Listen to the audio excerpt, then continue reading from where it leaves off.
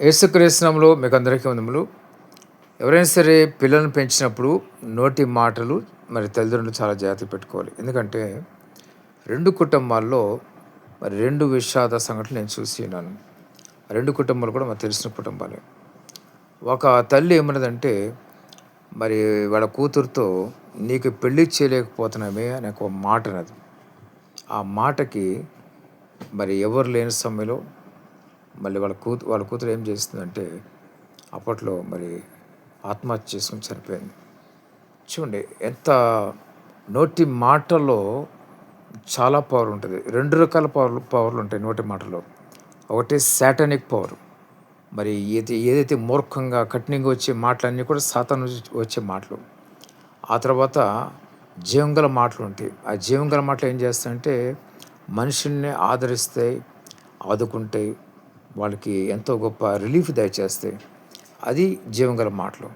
అందుకే దేవుని వాక్యంలో ఒక మాట ఉంటుంది, నీ హృదయంలోంచి జీవోద్ధారాలు బయలుదేరిన కాబట్టి అన్నిటికంటే ముఖ్యంగా నీ హృదయమును భద్రంగా కాపాడుకోమని దేవుని యొక్క వాక్యం చూస్తాం. మన హృదయం జాగ్రత్తగా కాపాడుకోవాలి. మన నోటి మాటలు మరి మృదువైన మాటలుగా ఉండాలి. జీవంగల మాటలు మన నోటి నుంచి రావాలి.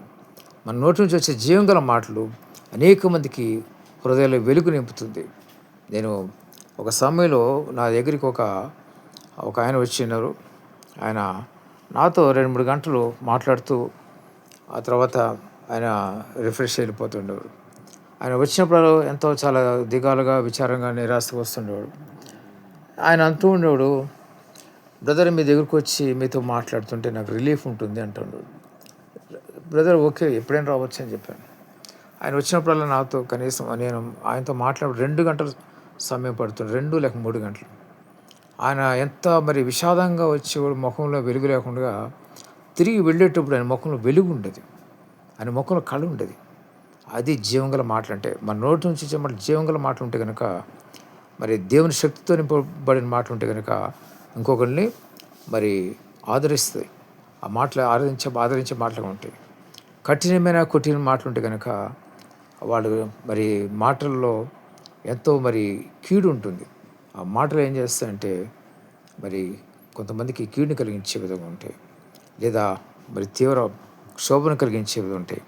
కాబట్టి ప్రతి ఒక్కరు జ్ఞాపకం చేసుకోండి, ఎప్పుడు కూడా మీ హృదయం నుంచి జీవంగల మాటలు తప్ప కఠినమైన మాటలు రాకూడదు. దేవుడి మాటలు దీవించి ఆశీర్వదించును గాక. ఆమేన్.